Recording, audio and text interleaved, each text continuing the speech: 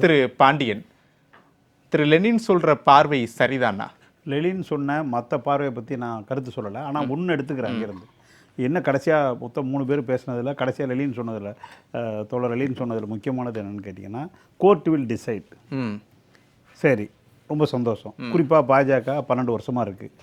எத்தனை கோர்ட்டில் தீர்ப்பு லஞ்சத்துக்குன்னு வந்து காங்கிரஸ், ஏன்னா எதிர்க்கட்சி அவங்களுக்கு காங்கிரஸ் தானே, ஆல் இண்டியா லெவலில் கேஸை போட்டு எங்கேயாச்சும் ஒரே ஒரு தீர்ப்பு வந்திருக்கு அப்படின்னு சொல்லுங்கள்.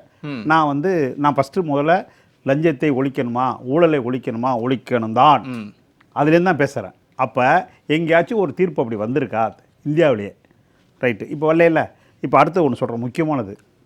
டெல்லி ஹைகோர்ட்டில் நீதிபதியாக இருந்த யஸ்வந்த் சர்மா ஒரு 1.5 வருஷத்துக்கு முன்னாடி அவர் வீட்டில் 500 ரூபா கட்டு அப்படியே எரியுது. ஆமாம், உலகமே தம்ம பார்த்துச்சு, நம்ம மட்டும் கண்டுபிடிச்சது. ரைட்டுங்களா? இல்லை, எதுவுமே கிடையாது, எரிஞ்சுது. இன்னே வர அதுக்கு ஒரு வழக்குனாக்கா எரிஞ்சதுக்கு வழக்கு இருக்குது, வேறு எந்த இதுவும் கிடையாது. அவர் நல்லபடியாக ரிட்டையர்ட் ஆகி வெளில அனுப்பிச்சிருக்காங்க.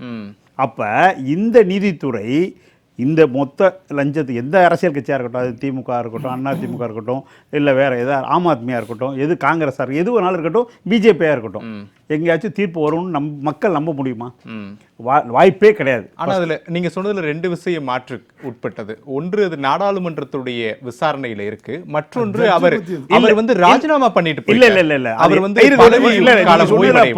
ஒரே ஒரு தெளிவு, வேற ஒன்றும் இதாக மறுக்கலை. அது இது பாராளுமன்றத்துக்கு எதுக்கு போணுச்சுன்னா இம்பீச்மெண்ட்டுக்கு போணுச்சு. அதுக்குள்ள தான் அவர் வந்து வாலண்டரி ரிட்டையர்மெண்ட் கொடுத்துட்டு வெளில போயிட்டார். இதுதான் முக்கியம். இப்போ வாலண்டரி ரிட்டையர்மெண்ட் கொடுத்துட்டு நான் ஒரு ஊழலை பண்ணிட்டு அதிகாரியாக இருந்து அல்லது மந்திரியாக இருந்து பண்ணிட்டு வாலண்டரி ரிட்டையர்மெண்ட் கொடுத்துட்டா நல்லவன் ஆகிடுவானா? அப்போ சட்டம் என்ன சொல்லுது? அப்போ தீர்ப்பு என்ன சொல்லுது? ஏன் சுப்ரீம் கோர்ட் வந்து 35 நீதிபதிகள் இருந்து இடஒதுக்கீடுக்கெல்லாம் இல்லாத ஒரு சுப்ரீம் கோர்ட் வந்து யஸ்வந்த் சர்மாவை எப்படி விட்டு வச்சிருக்கு? அப்போ யஸ்வந்த் சர்மாவுக்கு இப்படி ஒரு நீதி இருக்குன்னா எல்லாருக்கும் வரத்தான், மக்களுக்கு வரத்தானே செய்யும். இது ஒரு பாயிண்ட். அடுத்தது, இன்று பிஜேபியில் மத்திய பிரதேசத்தில் மோகன் யாதவ்னு இருக்கார், ஏகப்பட்ட குற்றச்சாட்டு. முதல்வர் அவர் மீது எக்கச்சக்கமாக இருக்கு. சரி, இது விட்டுருங்க. இப்போ அயோத்தியில் 5000 கோடிக்கு ஊழல். அது ஆர்எஸ்எஸ்க்கு பிஜேபிக்கு உள்ள சிக்கல்னால இந்த ஊழல் வெளிப்படுது. அப்போ வெளிப்பட்ட பிறகும் கூட அதில் ஏதாச்சும் ஒரு நல்ல தீர்வு வந்து சுப்ரீம் கோர்ட்டில் வந்து வந்துருமா? திரு பாண்டியன், எனக்கு ஒரே ஒரு இது 2-3 பாயிண்ட் எல்லா இடத்துலையும் இருக்குன்னு நம்ம சமரசம் செய்ய சொல்றீங்க. இல்ல, சமரசம் இல்ல, ஊழலை வெளிப்படுத்தணும்னு சொல்ல வரீங்க. வெளிப்படுத்தணும் தான், ஊழலை அந்த வெளிப்படுத்தக்கூடிய நடவடிக்கை தானே தாவேக்கா அரசு செஞ்சிருக்காங்க. அதுல என்ன தவறு இருக்கு? நான் தவறுனே சொல்லலையே. நான் அந்த கேள்வி தான் உங்ககிட்ட முன்வைக்கிறேன். அந்த பார்வையில கேட்கலாம். இல்ல சார், ஊழலை ஒழிக்கணுங்கிறதுல அது தாவேக்கா இருக்கட்டும், எந்த கட்சியா இருக்கட்டும் செய்யட்டும்.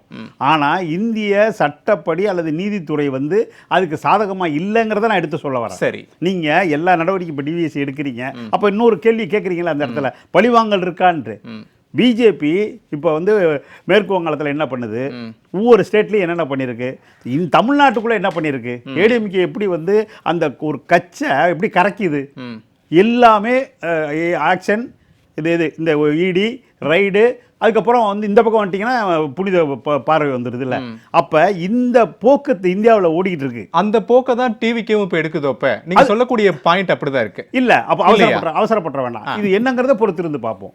இல்லை பாண்டியன், என்னுடைய கேள்வி மத்திய புலனாய்வு அமைப்புகளை வைத்து விசாரணை நடத்துறாங்க. அதே நபர்கள் இந்த பக்கம் வந்ததற்கு பிறகு வாஷிங் மிஷின் கவர்மெண்ட்ல அவங்க நல்லவங்கள் ஆயிடுறாங்க, புனிதர்கள் ஆயிடுறாங்க. உங்களுடைய பார்வையில? என்னுடைய பார்வையில் இல்ல, இந்தியா ஃபுல்லா அப்படிதான் நடந்துகிட்டு சரி, நீங்க சொல்லக்கூடியதுல இருந்தா வர இப்போ டிவிகேலயும் அதே தானே நடக்குது. அதுதான் திமுகவின் மீது லஞ்ச ஒழிப்புத்துறை நடத்தக்கூடிய சோதனை டிவிகேல இணைந்த அதிமுகவை சேர்ந்தவர்கள் மீது எப்போது நடத்தப்படும் அப்படின்ற ஒரு கேள்வியும் எழுதுற. அப்போ பாஜகவை போல தமிழ்நாட்டில் தாவேக்கா செயல்படுகிறது அப்படின்றதானே பாயிண்ட். அப்படின்னு மக்கள் கருதுறதுக்கு வாய்ப்பு இருக்குல்ல? பாண்டியன் என்ன கருதுற? இல்ல, நான் அந்த மக்கள் கருதுறத நானும் யோசிக்கிறேன். சரின்றீங்க? சரின்னு சொல்லல. அப்ப இது வந்து பொறுத்திருந்து பார்க்கணும்னு நான் சொல்றேன். இப்போக்கி சரி, ஒன்று இன்னும் 2 சொல்லிடுறேன் சுருக்கம். திருச்செந்தூர்ல நம்ம இப்போ அறநிலைத்துறை அமைச்சர் ரமேஷ் போய் ரைடு பண்றாரு. ரைடுல பார்க்குறாரு. பார்க்கும்போது ஐயப்பன் ஐயருங்கிற ஒரு வந்து வந்து ஒரு 4000 ரூபாய் அவர்கிட்டருந்தே வாங்குறாரு ஜிபேல. அப்போ இது எங்கேருந்து ஆரம்பிக்குது? அடுத்தது கேரளாவில் சபரிமலையில் தங்க விஷயம் நடக்குது. அப்போ எங்கேருந்து ஆரம்பிக்குது ஊழல்?